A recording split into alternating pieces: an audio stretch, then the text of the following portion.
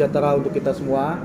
Kami ucapkan terima kasih kepada seluruh teman-teman media, baik media cetak maupun media televisi yang telah hadir pada siang hari ini.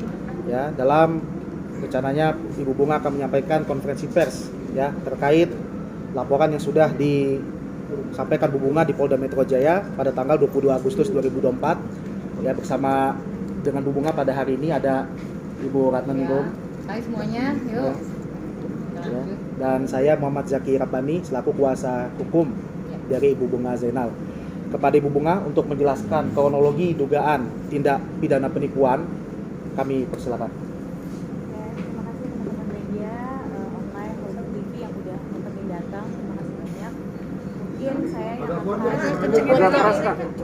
Mungkin hari ini saya akan bacakan kronologisnya buat teman-teman. Saya Bunga Zainal menjadi korban dugaan tindakan pidana penipuan yang diduga dilakukan oleh teman dekat saya yang bahkan saya sudah anggap seperti saudara saya sendiri. Dugaan penipuan ini telah saya laporkan ke Polda Metro Jaya pada tanggal 22 Agustus 2024 dengan terlapor berinisial CD dan suaminya dengan inisial SFS. Para terlapor ini bertempat tinggal di Bali, Denpasar dan mempunyai usaha di bidang catering serta properti. Kronologis dugaan tindak pidana penipuan yang dialami saya yakni sebagai berikut. Perkenalan saya dengan para terlapor dimulai sekitar tahun 2020 bertempat di Bali. Para terlapor ini memang bertempat tinggal di Denpasar, Bali, dan pertemuan saya tersebut menjadikan para terlapor sangat dekat hubungannya dengan saya dan suami saya. Saya dan suami saya yang kemudian sering mengajak para terlapor untuk makan bersama, nongkrong bersama, dan berkegiatan di Bali. Dan kedekatan yang cukup intens menjadikan saya dan para terlapor dianggap sebagai saudara saya sendiri. Kedekatan dan aktivitas intens tersebut kemudian dimanfaatkan oleh para terlapor untuk mengajak saya berinvestasi pada proyek pengadaan, yang saya kemudian menyetujui untuk berinvestasi dengan mengirimkan uang secara bertahap dari tahun 2022 hingga 2024. Investasi tersebut telah dimulai pada tahun 2022. Pada awal pelaksanaan investasi, terlapor selalu membayarkan profit yang disepakati. Karena hal tersebut, saya semakin percaya dan yakin bahwa terlapor ini cukup amanah dalam mengelola uang investasi yang saya berikan. Karena terlapor semakin dekat dan menjadi kepercayaan saya, terlapor kemudian menawarkan investasi proyek pengadaan dengan modal yang sangat besar dan dilakukan secara bertahap. Agar semakin meyakinkan saya, terlapor kemudian mempresentasikan kepada saya terkait keuntungan investasi tersebut dan memberikan purchase order pengadaan barang.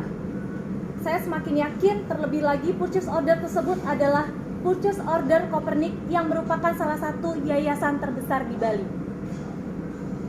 Saya kemudian setuju atas tawaran terlapor sehingga saya mengirimkan uang investasi kepada terlapor dengan jumlah keseluruhan mencapai 6,2 miliar secara bertahap. Terlapor kemudian meminta saya agar membujuk suami saya untuk turut serta berinvestasi kepada terlapor. Dan berulang-ulang kali terlapor selalu membujuk saya agar saya bisa memastikan suami saya ikut berinvestasi. Dan pada akhirnya suami saya ikut menginvestasikan uangnya kepada terlapor secara bertahap juga. Dan total uang yang diinvestasikan suami saya kepada terlapor kurang lebih sekitar 6,5 miliar rupiah. Kecurigaan kemudian muncul pada bulan Mei 2024, di mana pembayaran profit oleh para terlapor tidak sesuai kesepakatan. Terlapor seringkali menunda pembayaran profit dengan segala dalih dan alasan yang disampaikan pada terlapor, seperti alasan rekening yang terlapor diberikan, seperti alasan rekening yang dibekukan oleh pihak Bank BCA. Selain itu, alasan lain adalah terlapor menyatakan belum ada pembayaran dari pihak Copernic. Hingga pada Juli 2024, profit tidak dibayarkan terlapor sepenuhnya kepada saya. Bersamaan dengan itu, dikejutkan dengan adanya korban-korban lainnya yang memiliki nasib serupa dengan saya, yaitu korban-korban lain tersebut mengirimkan uang investasi kepada para terlapor, namun uang yang diinvestasikan tersebut tidak dibayarkan profitnya. Bahkan beberapa korban lainnya menyatakan bahwa terlapor diduga menggunakan kedekatan saya dan juga nama baik saya untuk memberikan uang investasi kepada terlapor, sehingga beberapa korban lainnya menuntut kerugian kepada saya yang sejatinya saya juga adalah korban dari terlapor.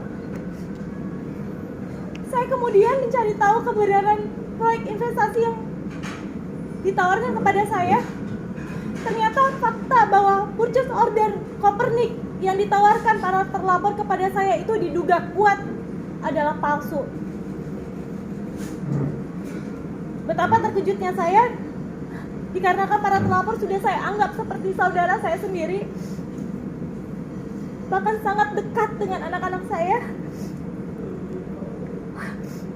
Hal itu yang membuat saya sangat terpukul dan sangat shock. Saya menggunakan uang untuk investasi adalah uang yang saya kumpulkan untuk masa depan anak-anak saya dari hasil syuting dan juga iklan selama ini yang saya kerjakan. Total kerugian seluruhnya diperhitungkan dari modal gabungan antara modal saya pribadi, suami saya, dan juga modal dari dua perusahaan saya, yaitu PT Bunga Cipta Mandiri dan Bunga Kreatif Studio, dengan modal keseluruhan mencapai kurang lebih 15 miliar. Namun para terlapor tidak mengedepankan penyelesaian, baik dengan mengundang terlapor. Saya sempat mengundang terlapor pada tanggal 8 Agustus 2024. Dalam pertemuan tersebut, para terlapor menjanjikan penyelesaian dengan mengalihkan aset-aset yang dimiliki terlapor pada saya. Namun janji-janji tersebut tidak ditepati. Terlapor juga sudah saya somasi agar menyelesaikan permasalahan ini, namun hingga saat ini tidak ada itikat baik terlapor, hingga akhirnya saya melaporkan kasus ini ke Polda Metro Jaya.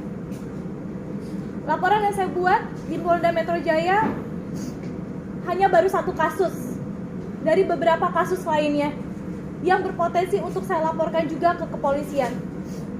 Salah satunya adalah terlapor menyalahgunakan jabatan selaku Direktur Utama di PT Rasa Sedap Nusantara dengan merek dagang bunga box catering untuk melakukan kerjasama investasi dengan pihak ketiga, namun dana tersebut tidak ditransfer ke rekening PT Rasa Sedap Nusantara, melainkan ditransfer ke rekening CV3 Srikandi yang diduga rekening tersebut adalah milik teman terlapor di Bali, serta kasus-kasus lainnya yang mungkin akan saya laporkan ke pihak kepolisian.